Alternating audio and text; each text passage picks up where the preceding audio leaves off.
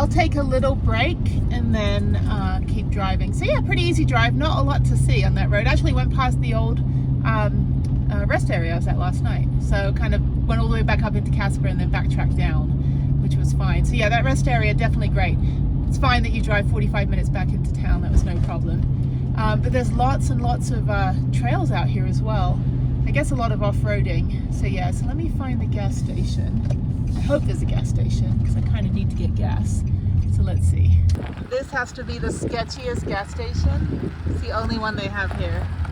I'm just gonna top up. Maybe I'll just put whatever Kool-Aid, I don't know, whatever they have in this.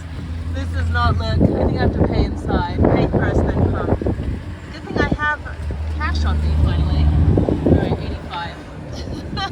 What the hell? Easy to potholes. Alright, let me figure this out. It's been a long time since I paid before I pump. Okay, executive decision. It's very bright. I'm going to go 16 minutes down the road and go to a real gas station. I don't trust this one here. I also don't like paying before I pump because I have to keep track of all my gas from my nonprofit and taxes. And I generally don't seem to keep receipts very well. So I'd rather just be able to just get everything on my card. Yeah, I don't feel safe at all. Putting, yeah. I'm sure they mean well, but welcome to JB's Stop and Shop. Not a fan of these like dinky little, I had problems actually one time. I was in, where the hell was I? Oklahoma or something. I don't know. I was going somewhere and I used gasoline and I think they just had the same gas in every pump and it kind of did something funky for like a minute and then I only topped it up so I was okay for like a minute, but it was scary. I was like, it's bad enough when Hurricane Harvey happened. What happened was everyone was getting water in their gas tank because the gas stations would fill up with water and people were just pumping in there, you know, right after all the flooding went away and they went to go get gas from the gas station by my house and they were getting water in their gas tank. So I don't trust that. So I'll go 16 minutes down the road to the Sunburst and I also want to get like an ice cream or something. And then I only have like 45 minutes before. Yeah, so Rock River is 17 miles down the road. Laramie, I think Laramie is where the museum's at. So anyway, but other than that, it's a beautiful drive. Now I'm getting into what looks like northern New Mexico. So I'm like, oh, channeling northern New Mexico. Yeah, like when I took that train, oh my God, the Charmer train was amazing. It was a long day. I think what I'll do next time is I'll just, instead of doing Charmer to Antonito, and they give you many options, I will either take the bus to Antonito and take the train back. That way you get back earlier instead of having to like do everything from 10 till 5 and then take another hour-and-a-half bus back. Or I would do Charmer to the intersection, like the middle part where, like in the middle of nowhere, there's a big, I don't know, like they had a big cafeteria like in the middle of nowhere in this building, and it was all you can eat like buffet. I didn't eat anything because I lost my keys and I was trying to deal with that for the whole of the lunch hour. But I think I would do Charmer to the middle part and then Charmer back and then back to Charmer, because that's the most interesting part of the train. The second part is just kind of this like flat land like this, and most people were asleep. And I would have also brought all of my stuff to charge because there was a plug on this 100-year-old train, and I probably would have brought my computer and worked on a video in the second half. So I was thinking, I was like, I just kind of sat there and was like, all right, you know. But yeah, after 3.5 hours to the lunch area, to the big lunchroom, I would have just taken the train back, and I almost did. Because I lost my keys, and I was like, well, I left my keys fell in my van when I locked it, so I would have just taken the train back. But anyway, okay, it's very bright. And my other glasses I got from Vegas, my gigantic glasses. These are great. They're very dark and heavy and cover me from all of the sun. But yeah, so let me go down the road to Rock River, Wyoming, and goodbye Medicine Bow. I thought Medicine Bow was a bigger town. I know we're in Crow country. I know like the Crow reservation. I think that's further north. I think that's back up near Buffalo, between like Buffalo and Casper, I think is the Crow area. Because when I went to Little Bighorn, that was Crow. So I think it's northern Wyoming, or southern Wyoming? No, whatever Buffalo, Wyoming is, up on the 90s. Now I'm going toward the 80. So I've been driving between the 90 and now the 80. And I'll be in, I think, Laramie, which is right in the, like it's big little town, like right on the 80 freeway. And then after that I just keep going south. I can eventually get on the 25, I think, going to Colorado. All right, why am I lopsided? There we go. Okay, well, up and onward, keep driving. Okay, I'm going to the Sunburst Mercantile and RV Park, which is up here. Oh, I missed it because it was on the, where is it? It's up here somewhere. This is a cute little town, middle of nowhere. It always fascinates me when I see people living full-time in their RVs, like in the middle of nowhere towns.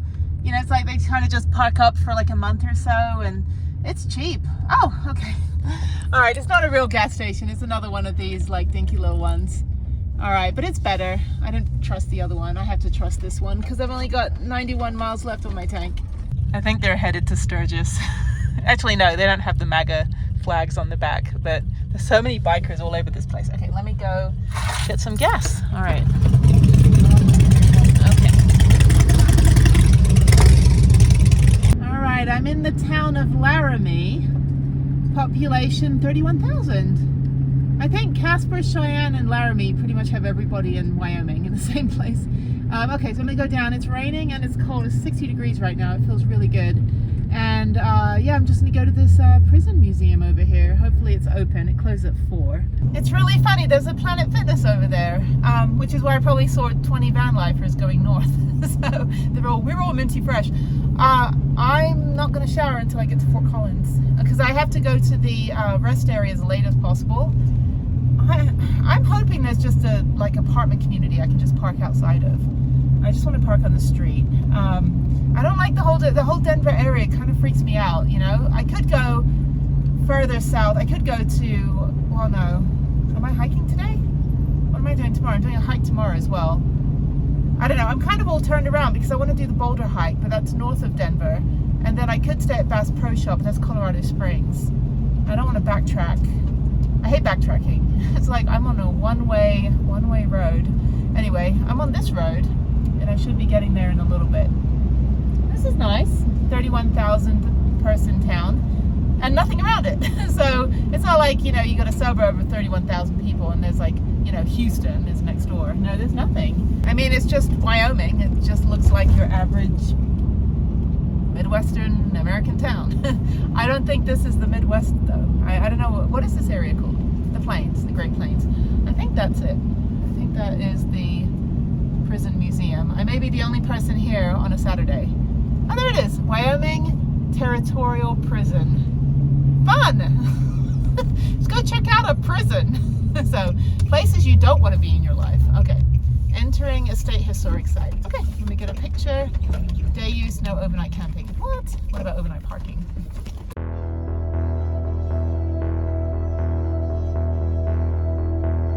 I feel like this is when parents are like, you know, discipline their kids, like, kids, if you don't behave, I'm going to take you to the prison museum. Anyway, all right, this is it. I know nothing about it. Okay, home to outlaws. Okay, desperados and gunslingers. So we've got the 1800s ranch buildings, 1920 church, horse barn, visitor center built in 1919, nature trail, prison industries and broom factory, and then prison and the warden's house. So thank you to all the inmates that have made all my license plates over the years. Just kidding. We have a flooded visitor center, state historic site. Yeah, that's interesting. You do not want to be in prison back in the like late 1800s, 1900s. Gift shop as well if you want to buy someone some handcuffs. So, all right, no pets allowed, only trained service animals. That's right, people. I was talking about license plates, and they have these purses and lunch boxes made out of Wyoming license plates. I kind of like this one. It's only $29, and they have a little one here. That would be useful. That one's only $22, and they're metal brooms as well. They're made by inmates. And yeah, some other stuff. You can get like a jean pocket thing, and you can have a sheriff's badge and a magnet.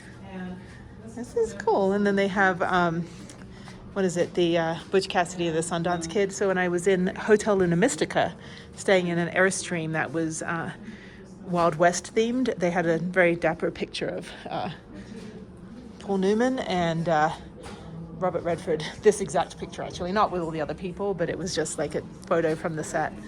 What else do they have? They have jams and jellies, cornbread, pancakes, brownies, chili, and yeah, some other stuff.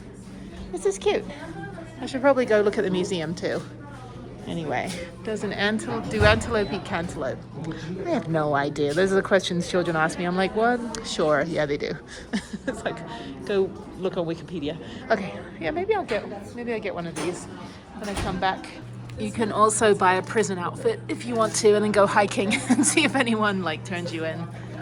This is great. So I got a few things. I've got a present for my friend who I'm going to go visit their little tiny home, like off-grid home, tomorrow night and Monday. So little housewarming gift. It's a birdhouse made out of Wyoming license plates, which I think is pretty awesome. Okay. All right. I don't need anything else. Okay, let's go buy a ticket. All right, so I got a map. I've got the walking guide and my own prisoner. That's fantastic. Sorry, dude. I'm not going to bail you out. Anyway, so there's a tour at 2, so I think I'll do that. I think I'll skip the next hike. I don't think I need to go do another hike today. I can always just do it tomorrow. But yeah, this is fantastic. So I think have another 2 hours of driving, but there's a horse barn down here. Oh, over here. So yeah, this little jail from the 1800s, and the lady was so nice, and I told her, I said, yeah, the Texas Prison Museum north of Houston is next to an actual prison like the Huntsville prison where they execute like really bad people like all the time. And I said, yeah, the bailiffs will go over and like hang out at the museum. It's a little terrifying because right across the street there's every bad person you could possibly imagine. But anyway, okay, so upper level performances, you can get married here, I guess. Lower level restrooms, drinking fountain. That's a horse barn. So they said, yeah, you can just hang out in there. And then there's the prison over there. And you can see that from the street. How fun and random. I am in Laramie, Wyoming. Yeah, it's a good stopping point. If you want to drive, like I said, if you want to drive the cooler, it's like 60 degrees right now, the cooler way back into Colorado, if you're heading down from, you know, like the north, you know, the Dakotas or something, come through Wyoming and then get on the 25 south and go through, you know, toward Denver and stop off here. So Casper's a hidden gem and Laramie's a hidden gem. Who knew? Bring a picnic, you know, have lunch with your convict. Anyway, it's like when you go to the airport and people have the signs like, you know, congratulations for getting out of the insane asylum. It's like, great, thanks, Uncle Jim. You know. So yeah, this is my prisoner, Allison Cunningham, number 353, and age 29. Is that a man or a woman? Dark brown, and from Texas, and the job was a cowboy, and sentenced November 29th. That was my daughter's birthday, in 1897. Remarks, single, Protestant, poor education, no mustache. So I guess it is a guy. I guess Allison was a guy's name back then. Or maybe Cunningham is his first name. It's a little flooded over here. Let me go in and use the restroom. And then I'm going to do the tour, the guided tour too. So there's some other families in there. This is great. I love this stuff. Who knew? No idea this place was here. In the horse barn, they have a real museum. So they've got a horse. Hands tool. Okay. And then they've got a saddle. What smells? Not me. I mean, I haven't showered since yesterday, but anyway. What smells? Every van lifer 3 days in. Yeah, they got some saddles and other stuff. And there's the Loud family. And then we have the Poop Smith right there. And some more saddles, coffin, I think. I don't know what that is. And these are the different brands. I actually have one for steak that has a J on it. I got it from a gas station somewhere, I think in like, I don't know, I think it was Oklahoma or something. And I was like, every time I make a steak, which is never, I want to brand my initial into it. Either that or I'll brand it on somebody's butt. So, all right, let's go out here. Take a look at what else. There's the letterpress, the newspaper. That's pretty cool. And the letterpress is over here. 1898. See, that's why I became a journalist, because I wanted to do that stuff. None of this digital stuff. And then in here we've got various forms of barbed wire. Did not know there was more than one barbed wire. That's pretty cool. Okay, I did not want to stick my hand in there. Ew. Okay. and then some other stuff. All right, and that's it. Okay, let's go use the restroom, and then we're gonna go on this walking tour with the Loud family. Actually, it does echo in here, and it is, the lighting is weird. My shadow is in almost every photo that I just took. So I take photos on my phone, and then I use Harriet's phone to film. So we find the women's restroom, which is over here. Ladies, cowgirls. Come on, folks. Am I the only one kid? Are you the only kids? Well, I've had other kids, but you know what? How old are you? 10. We had some prisoners in there that were about 12, 13 years old. Oh, wow. So you got to figure across the street, of course, is Laramie. You got to figure 1860s, 80s, 1870s, it was pretty lawless over there. Just like Tombstone and Dodge City. Now, they had a jail with a couple cells, but they did not have enough cells to cover all the troublemakers. They talked to Fort Laramie, they talked to Fort Still, they talked to Fort Sanders. They took prisoners, but they only took military prisoners. So with that being said, what we're standing on was actually a part of Fort Sanders Reservation. Okay, so they gave 650 acres. 1872 was the original part of the prison. Now I'll show you that original part of the prison. It was the same blueprint that they used for Colorado, Montana, and Idaho. Wow. It came from the Interior Secretary in Washington, D.C. All the four, Montana tore theirs down. I'm from Montana, so I know. Their old prison now is a museum, just like the one we're going to go into.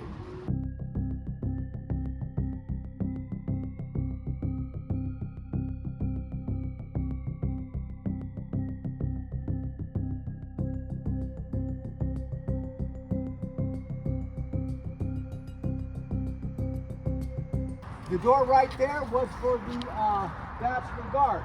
Now all this landscaping right here was as level as that. Okay, so what happened was they would both come outside. There'd be a stairs going down to a daylight basement. That's where the door was to the kitchen and the bathing area.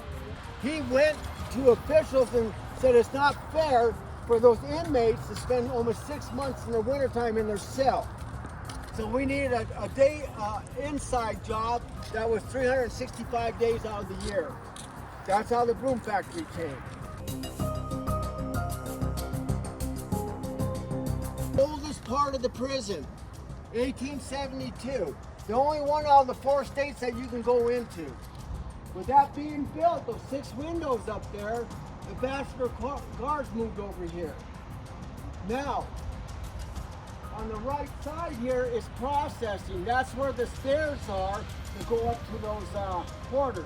Only other way in and out is up in the dining room, but it was locked till 6 o'clock in the morning till 8 p.m. at night because prisoners use that for some of the small trays, the dining area.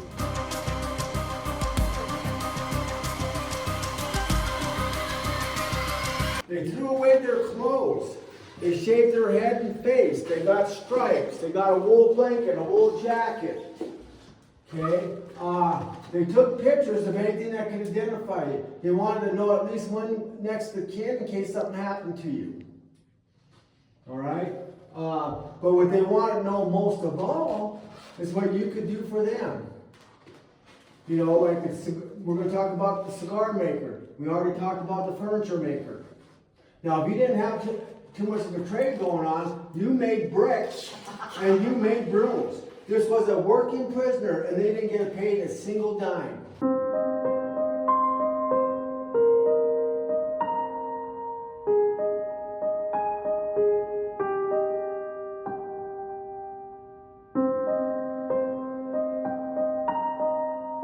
Here's the whole foundation of the building. With this being 1872, this is over 150 years, about 150 years old. Because we really do believe, and other people have said that they believe that she pulled that trigger. But anyway, she got to walk scot-free. He got 20 years. Well, about 12 years into his sentencing, people are starting to say, you know what, it's time for him to get out. He didn't do this. So all said and done, he served 13 years and 1 month.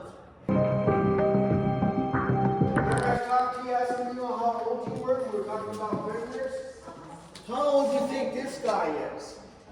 How old is he? 10. No, you got me. 14. Okay, 14. 16. Okay, this turkey, all right, he gets in trouble for cashing a check for $34.65, which is equivalent to about $4 grand today. Anyway, he told the guards and the warden he was 21. There ain't no way. Okay, anyway, with that being said, I also told you that they had the other prisoners younger. They had some as 12, 13 years old. Most of them for grand larceny between the ages of 12 and 18. Roll up your bedding, get dressed, and most of all, put your stink pot out.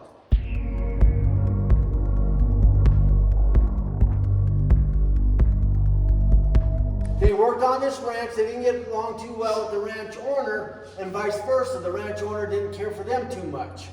So anyway, that ranch owner let them borrow 2 horses, go to the next ranch and find out about work.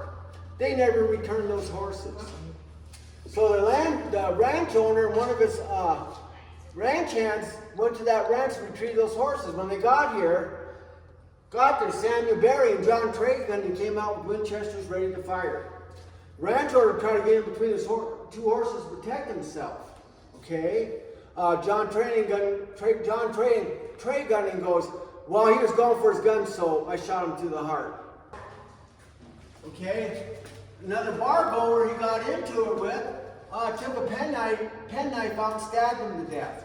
He got 20 years for it. His trade is a carpenter, so when he was here doing something to do with carpentry, he had a convict helping him. Something went wrong.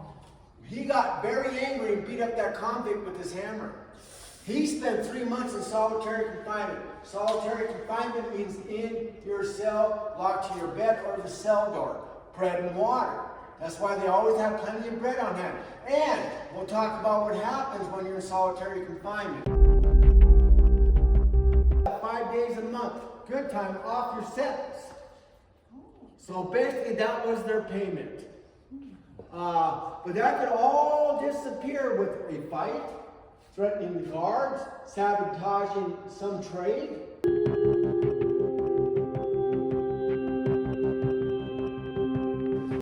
In short, 1872, the original building was built by 2 contractors out of Denver. The center column and the south cell block by 2 contractors out of Laramie. You know, you got down into the cellar where they had the heaters in the dungeon. This here was a form of heating. In your house, they used sheet metal. Back then, they used brick. Okay?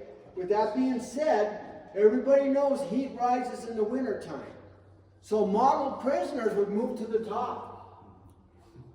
Okay? And then in the summertime, you were still that same model prisoner. You moved back down to your original cell. Him and his wife. They had 7 children. His trade was a hunter and trapper by trade.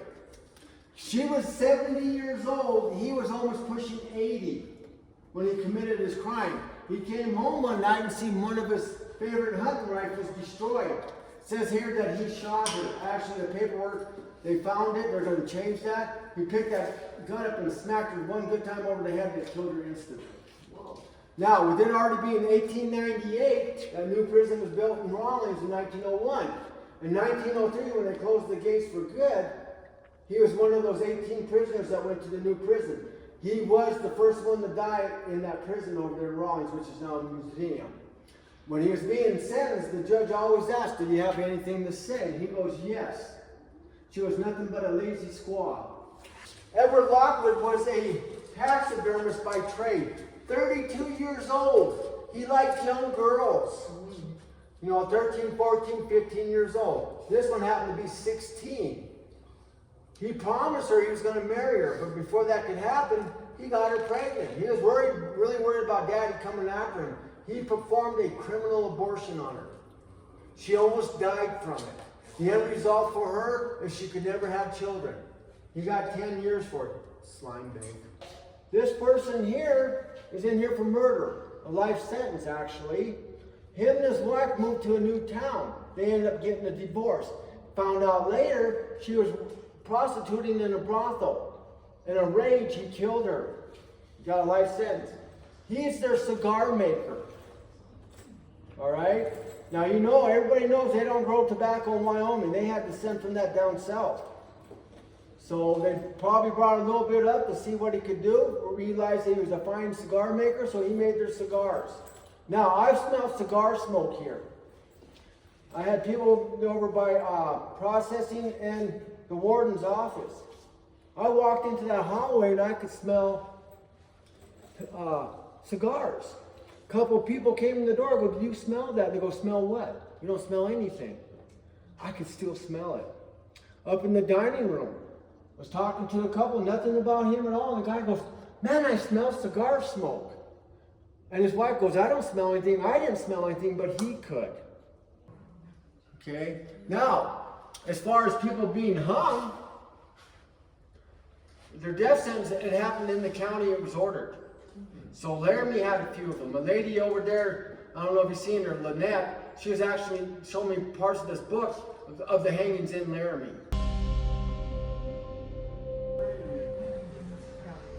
Okay, now that the rest of the gang has showed up, Charles Clark here. You're absolutely fun. Charles Clark here, got cold one day, broke into a place, stole some quilts, a warm jacket, and some shoes. They gave him 4 years hard labor. So he got just as much time as Mr. Clark for shooting the guy on that stagecoach. The first warden, then also the last warden, hunting down people that are wanted. You'd get $300, $400, $500. That would take almost a year, plus 2 years even for some people. So anyway, he did that. The only thing I don't agree with what he did is he's part of the Sand Creek Massacre over there in Colorado, which the Cheyenne and Arapaho, very devastating what happened to them. So I don't care for that. Teddy Roosevelt Park with him and his cattle and stuff. Did you know that somebody stole? There's a little Missouri there. Somebody stole his little canoe. He walked the length of that river, caught up with the guy that took it, had a gun on him, made him carry it all the way back to his little cabin. Honest, that's the honest God truth. I believe you.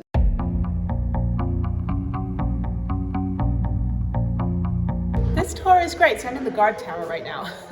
Anyway, there's some kids running around. I'm like, well, lock them up. Just kidding.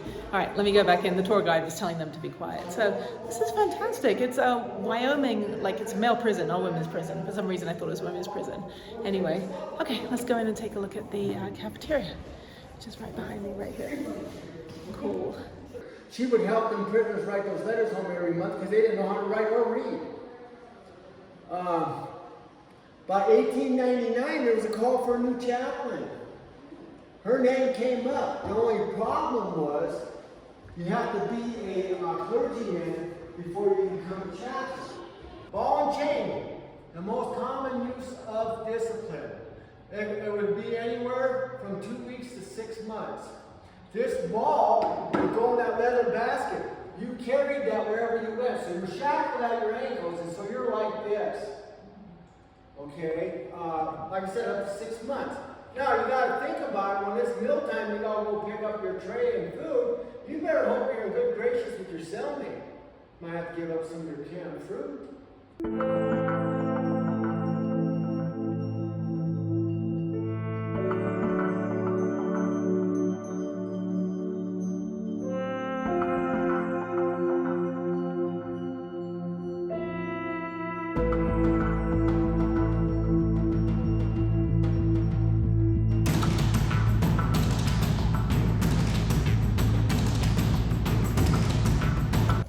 That was fun. That was about an hour and a half of the tour.